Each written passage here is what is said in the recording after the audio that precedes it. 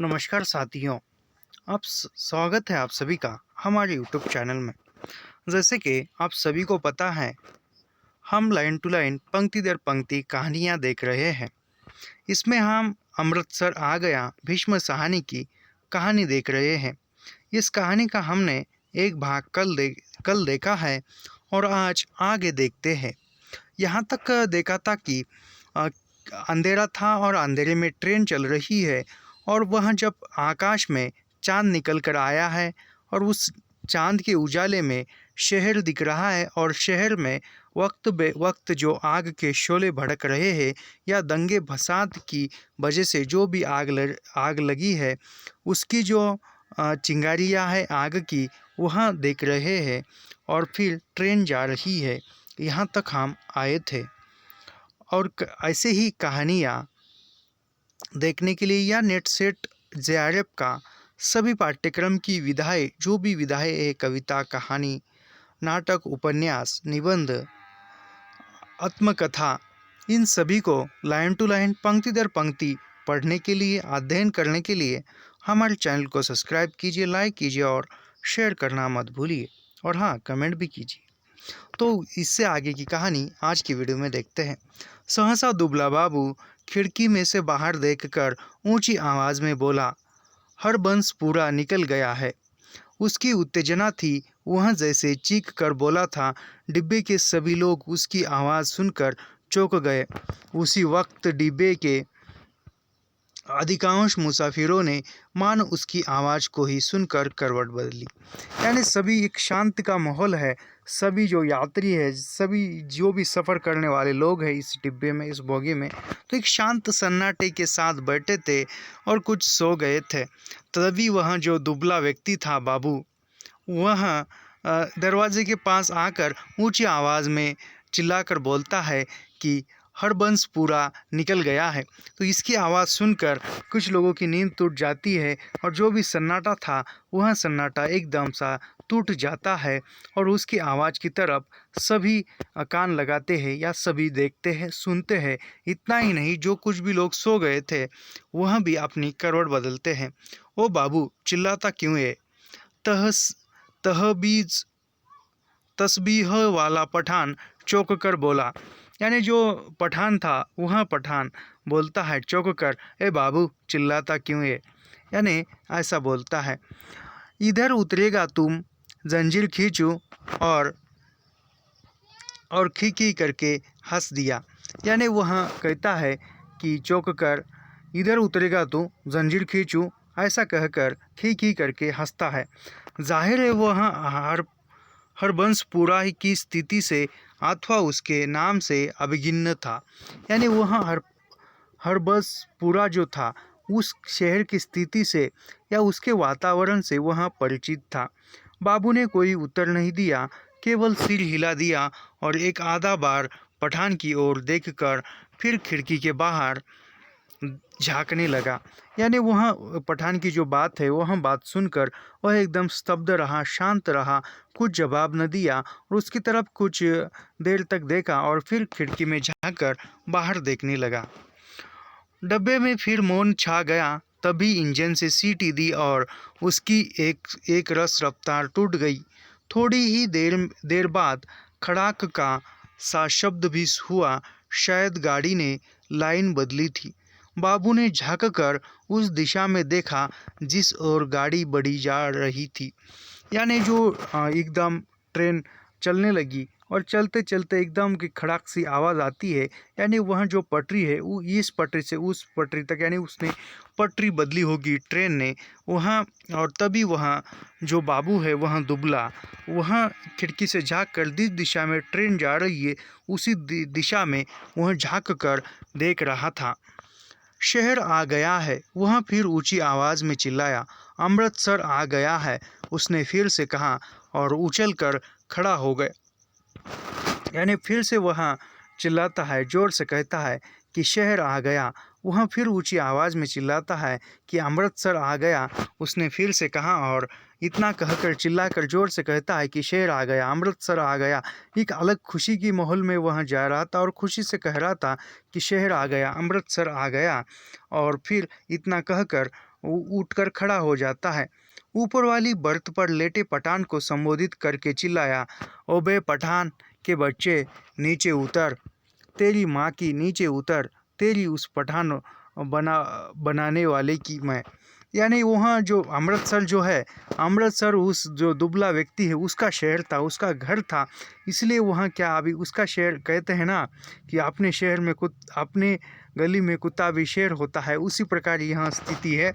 यानी जो दुबला व्यक्ति है पूरे सफ़र में रात भर या जितना भी सफ़र था तब तक वहाँ चुप रहा, लेकिन अभी वो उस पठान को बोल उठा, अबे नीचे उतर, मैं देखता हूँ तुझे पठान बनाने वाले की मैं तो देख लूँगा, क्या करेगा, ऐसा वहाँ आवाज़ चढ़ा कर बोलता है। बाबू चिल्लाने लगा और चीख चीख कर गालियाँ बकने लगा था। तस्बीह वाले पठान ने करवट बदली और बाबू की ओर देखकर बोला, ओह क्या है बाबू, हमको कुछ बोला। यानी वहाँ जो दुबले व्यक्ति की आवाज़ सुनकर जो पठान था वह पठान करवट बदल कर जग जाता है और बोलता है कि क्या तुम हमको कुछ बोले। बाबू को उत्तेजित देखकर अन्य मुसाफिर भी उठ बैठे। यानी जो बाबू अभी जो दुबला बाबू था वहाँ जो था वहाँ उत्तेजित था उसको बात करने के लिए, तो अन्य मुसाफिर भी उठ बैठे, तो अन्य मुसाफिर भी उनकी तरह उठे। नीचे उतर, तेरी मैं हिंदू और को लात मारता है, हराम ज़ादे तेरी उस। यानी वहाँ जो सभी है वहाँ कहते हैं, जो चढ़ रहा था उस औरत को उसने लात मारी थी, वहाँ कहते हैं कि तू हिंदू औरत को लात मारता है, हम तो तेरी देखेंगे।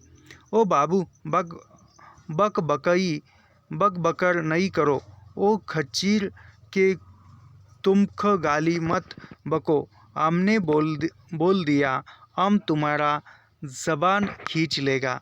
यानी जो पठान है वह बोलता है कि हमको गाली मत दो, हम तो तुम्हारी ज़बान खींच लेंगे। गाली देता है मादर, वह कहते हैं। बाबू चिल्लाया और उछलकर सीट पर चढ़ गया। वह सिर से पांव तक काँप रहा था, यानी वह डर रहा था, वो काँप रहा था और फिर भी वह सीट पर चढ़ गया है, तब उसके पांव काँप रहे। बस सरदार जी बोले, यहाँ लड़ने की जगह नहीं है, थोड़े देर का सफ़र बाकी है, आराम से बैठो। यानी जो सरदार जी जो है वहाँ कहते हैं कि वह उसका झगड़ा जो है वह सुलझाने का प्रयास करते हैं और कहते हैं कि झगड़ा मत करो, कुछ ही समय का सफ़र रहा है, उतरना ही है, तो यहाँ जो ट्रेन है यहाँ झगड़ा करने की जगह नहीं है। तेरी मैं लात न तोड़ूँ तो कहना, गाड़ी तेरे बाप की है, बाबू चिल्लाया। तो बाबू चिल्लाता है कि तेरा मैं पैर तोड़ूंगा, यह जो गाड़ी है तेरे घर की नहीं है, तेरे बाप की है क्या, ऐसा वह कहता है। ओ हमने क्या बोला, सभी लोग उसको निकालता था, हमने भी निकाला, ये इधर हमको गाली देता है, हम इसका ज़बान खींच लेगा। यानी जो दुबला व्यक्ति है वह कहता है कि हमको ये गाली देता है, हम तो इसकी ज़बान खींचेंगे। अभी वह दुबला व्यक्ति भी जोश में आकर बातें कर रहा है। बुढ़िया बीच में फिर बोल उठी। जो बुढ़िया है वह बोल उठती है, वो जीन जोगइयो आराम नाल बैठो, वे रब दिए बंदियों कुछ होश करो। यानी वह कहती है, जो माला जप रही थी वह वृद्ध महिला कहती है कि आप अपनी ज़बान संभालो, यह जगह झगड़े की नहीं है, तुम होश में आओ और एक आराम से बैठो।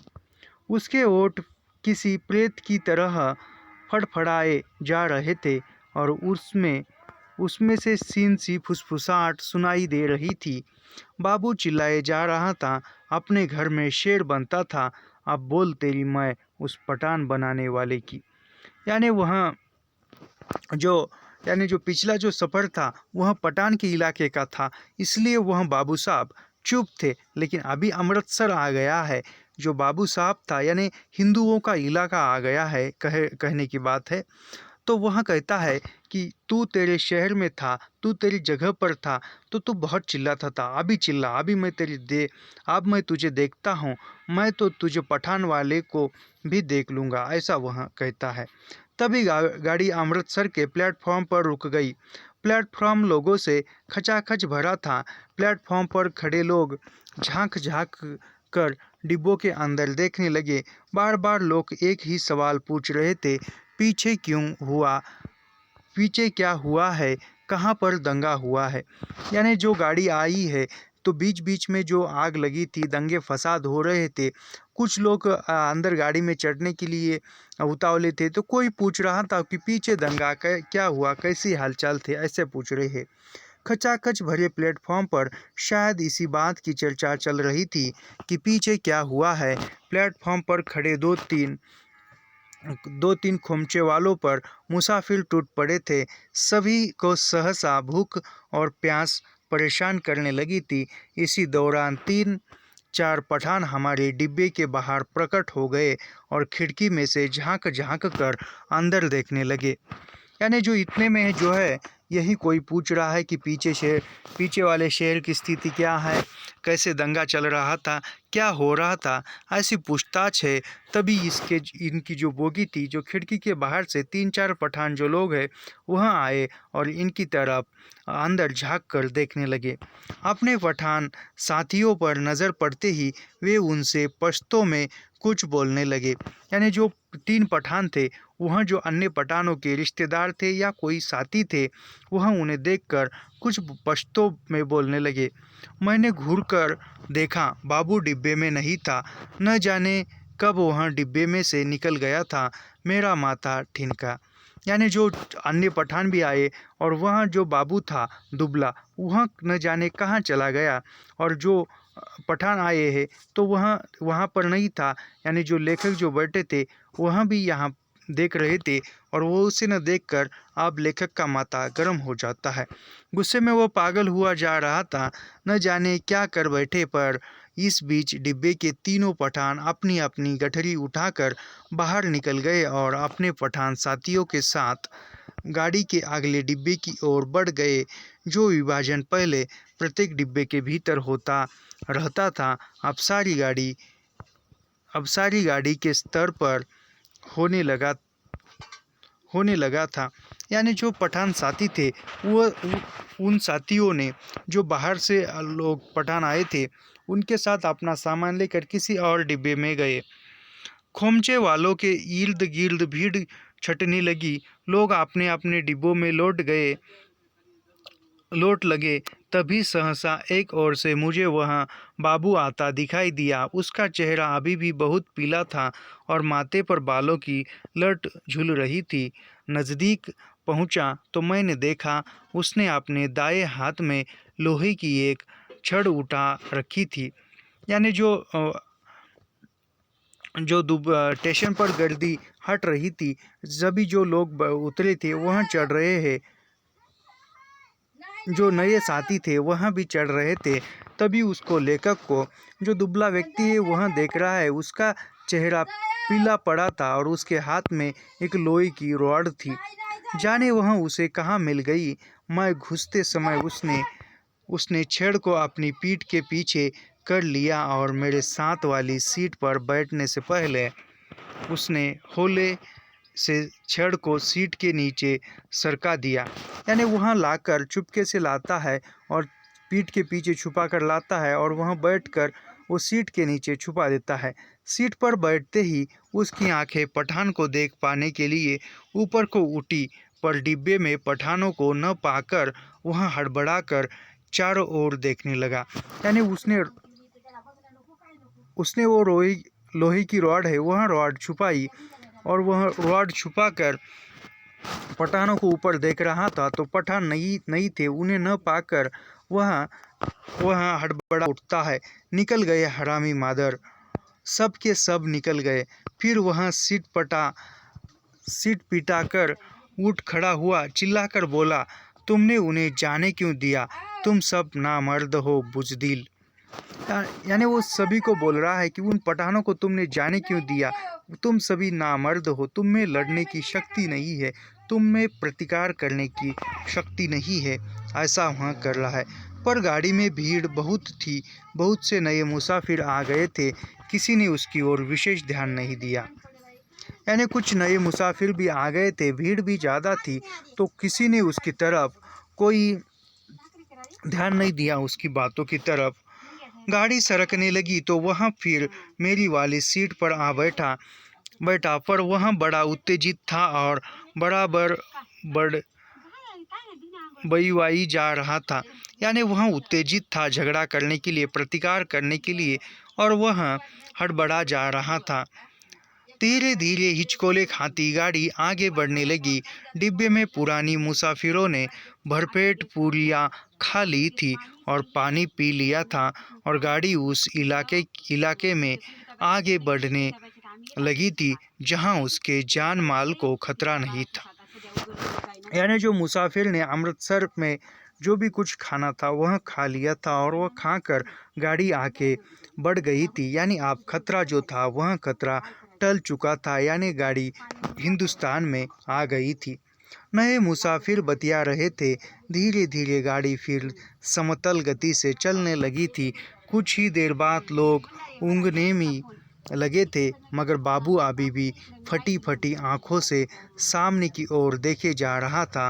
बार बार मुझसे पूछता कि पठान डिब्बे में से निकलकर किस ओर गए हैं। उसके सिर पर जुनून सवार था। यानी जो भी हंसी मजाक पठान लोग इसका उड़ा रहे थे, वो दुबले बाबू का वह अब बदला लेने के प्रतिशोध में था।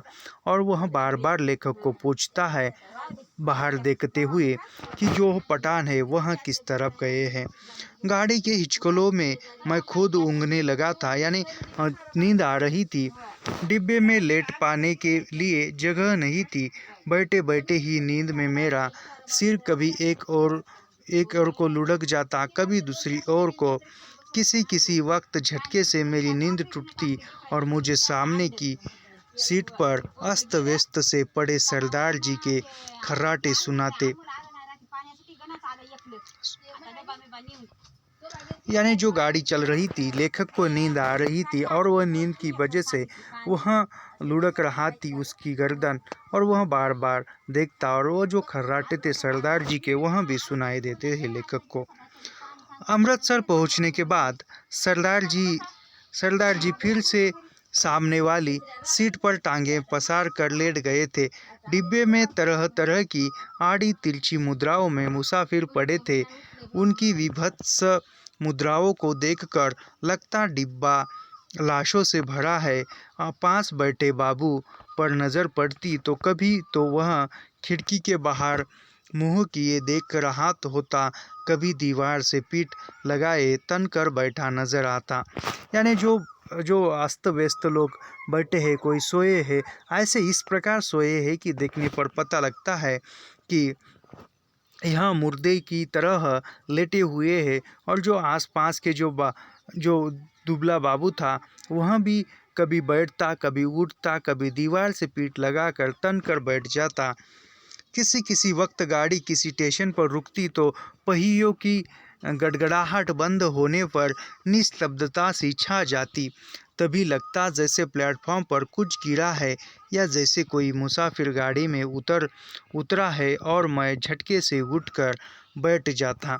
यानी कभी गाड़ी रुक जाती किसी स्टेशन पर, तब वह लेखक उठ जाते हैं और वह ये बाहर देखते हैं कोई मुसाफिर आता है, कोई उतरता है, और वह झट से उठकर बैठ जाते हैं। इसी तरह जब एक बार मेरी नींद टूटी तो गाड़ी की रफ्तार धीमी पड़ गई थी और डिब्बे में अंधेरा था।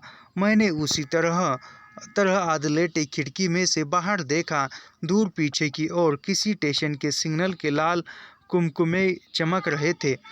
यानी वह गाड़ी धीमी गति से चल रही थी और वो डिब्बे में बोगी में अंधेरा था, लाइट नहीं थी। तो वहाँ बाहर देखते हैं खिड़की में झाँक कर, तो आधे लेटे लेटे ही बाहर देखते हैं तो किसी स्टेशन के सिग्नल की लाइट, लाल लाइट दिखाई देती है। गाड़ी कोई स्टेशन लांघ कर आई थी पर अभी तक उसने रफ्तार नहीं पकड़ी। यानी स्टेशन से गाड़ी निकल चुकी थी और उसने रफ्तार नहीं, यानी धीमी ही चल रही थी। डिब्बे के बाहर मुझे धीमे से अस्फुट शोर सुनाई दिए। दूर ही एक धूमिल सा काला पुंज नजर आया। नींद की खुमारी में मेरी आंखें कुछ देर तक उस पर लगी रही।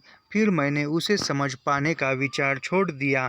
डिब्बे के अंदर अंधेरा था, बत्तियां बुझी हुई थी, लेकिन बाहर लगता था पौ फटने वाली है।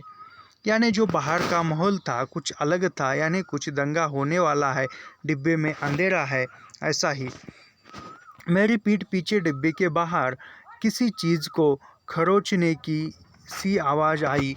मैंने दरवाजे की ओर घूमकर देखा, डिब्बे का दरवाज़ा बंद था। मुझे फिर से दरवाज़ा खरोंचने की आवाज़ सुनाई दी। यानी दरवाजे पर घसीटने की आवाज़ आती है और वह दरवाजे की तरफ देखते हैं तो फिर दरवाजे पर आवाज़ खरोंचने की आती है। फिर मैंने साफ साफ सुना, लाठी से कोई डिब्बे का दरवाज़ा पटपटा रहा था। तो वह लाठी से दरवाजे पर मार रहे थे या पीट रहे थे। मैंने झाँक कर खिड़की के बाहर देखा। सचमुच एक आदमी डिब्बे की ओर सीढ़ियाँ चढ़ा आया था। उसके कंधे पर एक गठरी झूल रही थी और हाथ में लाठी थी और उसने बदरंग से कपड़े पहन रखे थे और उसके दाढ़ी भी थी। फिर मेरी नज़र बाहर नीचे की ओर आ गई। गाड़ी के साथ साथ एक औरत भागती चली आ रही थी, नंगे पाँव, और उसने 2 गठरियाँ उठा कर रखी थी। बोझ के कारण उससे दौड़ा नहीं जा रहा था। डिब्बे के पायदान पर खड़ा आदमी बार बार उसकी ओर मुड़कर देख रहा था और हाँफता हुआ कहे जा रहा था, आजा आजा, तू अभी चढ़ आजा। यानी वहाँ जो यहाँ का जो दृश्य है, पीछे जो पठानों ने उसका सामान फेंका था, वह उस इंसान का वही इंसान अभी वहाँ आया है और उसके पीछे जो उसकी जो पत्नी है वह भी 2 सामान कुछ लेकर भाग रही है और वह उसका हौसला बढ़ाता हुआ कह रहा है कि आजा, तू अभी दरवाजे पर चढ़ने ही वाली है, ऐसा वह कह रहा था। दरवाजे पर फिर से लाठी पटपटाने की आवाज़ आई। खोलो जी दरवाज़ा, खुदा के वास्ते दरवाज़ा खोलो। यानी वहाँ फिर से लाठी पटपटाने की आवाज़ दरवाजे पर आती है और वह कहता है कि खुदा के वास्ते दरवाज़ा खोलो, भगवान के वास्ते तुम दरवाज़ा खोलो। वह आदमी हाँफ रहा था, खुदा के लिए दरवाज़ा खोलो, मेरे साथ में औरत जात है, गाड़ी निकल जाएगी। यानी वह कहता है कि मेरे साथ स्त्री है, गाड़ी निकल जाएगी तो फिर से परेशानियों का सामना करना पड़ेगा। सहसा मैंने देखा, बाबू हड़बड़ाकर उठ खड़ा हुआ और दरवाजे के पास जाकर दरवाजे में लगी खिड़की में से मुंह बाहर निकालकर बोला, कौन है? इधर जगह नहीं है। यानी वह अंदर आ रहा है और जो दुबला बाबू है वह दरवाजे के पास जाता है, झाँक कर देखता है और कहता है कि कौन है? इधर जगह नहीं है। बाहर खड़ा आदमी फिर गिड़गिड़ाने लगा, खुदा के वास्ते दरवाज़ा खोलो, गाड़ी निकल जाएगी। और वह आदमी खिड़की में से अपना हाथ अंदर डालकर दरवाज़ा खोल पाने के लिए सिटकनी टटोलने लगा। यानी वह कहता है कि गाड़ी निकल जाएगी, जल्दी दरवाज़ा खोलो। ऐसा कहकर दरवाजे के पास में जो खिड़की होती है उसके हाथ डालकर जो सिटकनी यानी जो लगाने की कुंडी है वह कुंडी निकालने का प्रयास करता है। नहीं है जगह, बोल दिया, उतर जाओ गाड़ी पर से, बाबू चिल्लाया और उसी क्षण लपक कर दरवाज़ा खोल दिया। बाबू कहता है कि नहीं है गाड़ी में जगह, इतना कह चिल्लाता है और उसी क्षण दरवाज़ा खोलता है। या अल्लाह, उस आदमी के अस्फुट से शब्द सुनाई दिए। दरवाज़ा खुलने पर जैसे उसने इत्मीनान की सांस ली हो। यानी वह दरवाज़ा खुल जाता है और वह खुश हो जाता है जैसे उसे कोई स्वर्गीय चीज़ मिली हो या स्वर्गीय आनंद हुआ हो। और उसी वक्त मैंने बाबू के हाथ में छड़ चमकते देखा। एक ही भरपूर वार बाबू ने उस मुसाफिर के सिर पर किया था। मैं देखते ही डर गया और मेरी टांगें सरज गई। यानी वह जो बाबू था वह उस बाबू ने उसके जो मुसाफिर था उसके सिर पर वार किया था और वह नीचे गिर गया। यानी लेखक देखते ही यानी वह देखकर ही घबरा गया लेखक। मुझे लगा जैसे छड़ के वार का उस आदमी पर कोई असर नहीं हुआ। उसके दोनों हाथ अभी भी जोर से डंडे हरे को पकड़े हुए थे। कंधे पर से लटकती गठरी खिसक कर उसकी कोहनी पर आ गई थी। यानी जो डंडे मारा था फिर भी उस पर कोई असर नहीं हुआ। वह उसी प्रकार जो दरवाजे पर पकड़ा हुआ तभी था। तभी सहसा उसके चेहरे पर लहू की 2-3 धारें एक साथ फूट पड़ी। यानी वह चल रहा है और वो चढ़ते समय तभी उसके को लोहा मारा डंडा मारा था, उसके सिर से खून की धाराएं बहने लगी थी। मुझे उसके खुले ओठ और चमकते दांत नजर आए। वह दो एक बार या अल्लाह बुदबुदाया, फिर उसके पैर लड़खड़ा गए। उसकी आंखों ने बाबू की ओर देखा, अधबुंदी सी आंखें जो धीरे धीरे सिकुड़ती जा रही थी, मानो उसे पहचानने की कोशिश कर रही हो कि वह कौन है और उससे किस अदावत का बदला ले रहा है। यानी वह जो है वह गिर पड़ता है और वह आंखें मूंद मिटाता है और वह पहचानने की कोशिश करता है कि मुझसे यह आदमी किस चीज़ का बदला ले रहा है। ऐसा वह कहता है। दांत फिर से झलक उठे। मुझे लगा जैसे वह मुस्कुराया है, पर वास्तव में केवल शय के ही कारण ओठों में बल पड़ने लगे थे। यानी वह या बेहोश होने की अवस्था में है।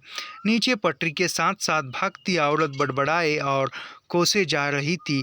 उसे अभी भी मालूम नहीं हो पाया था कि क्या हुआ है। यानी जो भागती हुई स्त्री आ रही है, उसे पता नहीं है कि उसके पति को मार दिया गया है और उसे कुछ पता नहीं। वह अभी भी शायद यह समझ रही थी कि गठरी के कारण उसका पति गाड़ी पर ठीक तरह से चढ़ नहीं पा रहा है। यानी उसको लग रहा था कि जो सामान है उसके हाथों में, वह सामानों के कारण ठीक से गाड़ी पर चढ़ नहीं पा रहा है। उसका पैर जम नहीं पा रहा है। वह गाड़ी के साथ साथ भागती हुई अपनी 2 गठरियों के बावजूद अपने पति के पैर पकड़कर सीढ़ी पर टिकाने की कोशिश कर रही थी। यानी वह पैर पकड़कर सीढ़ी पर सामान रखने की कोशिश कर रही थी। तभी सहसा डंडहरे से उस आदमी के दोनों हाथ छूट गए और वह कटे पेड़ की भांति नीचे गिरा और उसके गिरते ही औरत ने भागना बंद कर दिया, मानो दोनों का सफ़र एक साथ ही खत्म हो गया हो। यानी वह जो है कुछ देर के बाद एक टूटा पेड़ कटने के बाद जिस तरह गिरता है, उस प्रकार वह आदमी नीचे गिरता है दरवाजे से और वह जो महिला भागती हुई आ रही थी वह भी रुक जाती है और लगता है कि दोनों का सफ़र यहीं पर ख़त्म हुआ है। बाबू अभी भी मेरे निकट बाबू अभी भी मेरे निकट डिब्बे के खुले दरवाजे में भूत का भूत बना खड़ा था। लोहे की छड़ अभी भी उसके हाथ में थी। मुझे लगा जैसे वह छड़ को फेंक देना चाहता है, लेकिन उसे फेंक नहीं पा रहा। उसका हाथ जैसे उठ नहीं रहा था। मेरी सांस अभी भी फूली हुई थी और डिब्बे के अंधियारे कोने में मैं खिड़की के साथ सट कर बैठा उसकी ओर देखे जा रहा था। जो बाबू है वह बाबू अभी भी दरवाजे पर खड़ा है और वह हाथ का जो डंडा है वह डंडा फेंकना चाह रहा था, लेकिन उसका हाथ वह डंडा छोड़ना नहीं जा रहा था। तो वह अंधियारे में लेखक उसकी ओर देखकर चुपचाप खड़े हुए बैठे हैं। फिर वह आदमी खड़े खड़े हिला। किसी अज्ञात प्रेरणावश वह एक कदम आगे बढ़ आया और दरवाजे में से बाहर पीछे की ओर देखने लगा। गाड़ी आके निकलती जा रही थी। दूर पटरी के किनारे अंधियारा सा नज़र आ रहा था। यानी वह जो आदमी है, जो दुबला बाबू है, वह भी कुछ आया हो बढ़ जाता है और गाड़ी पीछे जाती है, स्टेशन से छूट जाती है। बाबू का शरीर हरकत में आया। एक झटके में उसने छड़ को डिब्बे के बाहर फेंक दिया। फिर घूमकर डिब्बे के अंदर दाएं बाएं देखने लगा। सभी मुसाफिर सोए पड़े थे। मेरी ओर उसकी नज़र नहीं उठी। यानी जो उस बाबू ने अभी डंडा फेंक दिया है, मानो जो पठानों का गुस्सा था उसने इस मुसाफिर पर निकाला हो और वह डंडा फेंक देता है। सभी डिब्बे में नज़र घुमाता है तो सभी सोए थे। वह लेखक को देख नहीं पाता है। थोड़ी देर तक वह खड़ा डोलता रहा। फिर उसने घूमकर दरवाज़ा बंद कर दिया। उसने ध्यान से अपने कपड़ों की ओर देखा, अपने दोनों हाथों की ओर देखा, फिर एक एक करके अपने दोनों हाथों को नाक के पास ले जाकर उन्हें सूंघा, मानो जानना चाहता हो कि उसके हाथों से खून की बू तो नहीं आ रही है। यानी वहाँ खड़ा ही डोलता रहा और वह कपड़ों की तरफ देखता है, अपनी हाथों की तरफ देखकर हाथों को सूंघता है, क्योंकि उनके हाथों की या कपड़ों से खून की बू ना आए इसीलिए। फिर वहाँ दबे पांव चलता हुआ आया, मेरी बगल वाली सीट पर बैठ गया। फिर वह धीरे धीरे आता है और उसके लेखक के सीट बगल वाली सीट पर आकर बैठ गया। धीरे धीरे झुटपुटा छटने लगा, दिन खुलने लगा, साफ सुथरी सी रोशनी चारों ओर फैलने लगी। फिर किसी ने जंजीर खींचकर गाड़ी को खड़ा नहीं किया था। छड़ खाकर गिरी उसकी देह मीलों पीछे छूट चुकी थी। सामने गेहूं के खेतों में फिर से हल्की हल्की लहराइयाँ उठने लगी थी। यानी रोज रात बीत गई है सफ़र में, दिन निकला है, उजाला हुआ है और किसी ने गाड़ी नहीं रोकी थी, गाड़ी चल ही रही थी। तो वह बाहर जो गेहूं की बालियाँ गेहूं के खेतों में डोल रही थी, हवाएं चल रही थी। सरदार जी बदन खुजलाते उठ बैठे। मेरी बगल में बैठा बाबू दोनों हाथ सिर के पीछे रखे सामने की ओर देखे जा रहा था। यानी वह सरदार जी भी उठे हैं और जो दुबला बाबू है वह अपने दोनों हाथ पीछे कर एक देख रहा था। रात भर में उसके चेहरे पर दाढ़ी के छोटे छोटे बाल उग आए थे। अपने सामने बैठकर सरदार उसके साथ बतियाने लगा। यानी जो दुबले बाबू के चेहरे पर छोटे छोटे बाल उग आए थे दाढ़ी में, और सरदार जी उसे बोल रहे थे, बड़े जीवट वाले हो बाबू, दुबले पतले हो मगर बड़े खुरदे वाले हो, बड़ी हिम्मत दिखाई है। तुमसे डर कर ही वे पठान डिब्बे में से निकल गए। यानी वह दुबले व्यक्ति को कहता है सरदार कि तुमसे डर कर, तुम तो बड़े हिम्मत वाले हो, तुमसे डर कर ही जो पठान थे वह डिब्बे में से निकल गए। यहाँ बने रहते तो एक न एक की खोपड़ी तुम ज़रूर दुरुस्त कर देते। और सरदार जी हंसने लगे। सरदार जी कहते हैं कि पठान तो यहाँ होते तो तुम तीनों में से कम एक को तो तुम ठीक करते थे। ऐसा कहकर पठान जो सरदार है वह हंसने लगता है। बाबू जवाब में मुस्कुराया, एक विभत्स सी मुस्कान, और देर तक सरदार जी के चेहरे को देखता रहा। यानी बाबू जो दुबला बाबू है वह कुछ जवाब न देकर मुस्कुराता है और वह कुछ मुस्कान देर तक चेहरे की ओर सरदार की ओर देखता है। यानी कि जो विभाजन के बाद समय की जो स्थिति है वह स्थिति इस कहानी में बताई गई है। यानी कब क्या होगा, कौन किस पर हमला करेगा, किसी को पता नहीं है। अगला समय अपना भी है या नहीं है यह भी बात नहीं है। हर एक इंसान के मन में उस समय भय है, डर है, मौत का कहर है, बाहर दंगा फसाद है। ये ऐसे ही स्थिति में जो भीष्म साहनी जी ने काफ़ी रेखांकित किया है। इस प्रकार हमारी जो कहानी थी अमृतसर आ गया, यह कहानी यहाँ पर ख़त्म हो जाती है और मिलते हैं अगले कहानी के साथ। तब तक के लिए धन्यवाद। और हाँ, जाने से पूर्व बताना चाहता हूँ कि यदि आप नेट सेट जेआरएफ की पढ़ाई करते हो और आजकल एनटीए रचनाओं के अंदर से प्रश्न पूछ रहा है, तो इसी के लिए रचनाएं पंक्ति दर पंक्ति लाइन टू लाइन पढ़ने की आवश्यकता है। उन्हीं के अनुसार, उसी दृष्टिकोण के अनुसार हम आपके लिए लेकर आए हैं निःशुल्क पढ़ाई करने का तरीका, जो कि इसी चैनल पर हम लाइन टू लाइन पंक्ति दर पंक्ति रचनाएं पढ़ाएंगे या अध्ययन करेंगे। तो ऐसे ही रचनाओं का अध्ययन करने के लिए हमारे चैनल को सब्सक्राइब कीजिए, लाइक कीजिए और शेयर करना मत भूलिए। मिलते हैं अगली वीडियो में। धन्यवाद।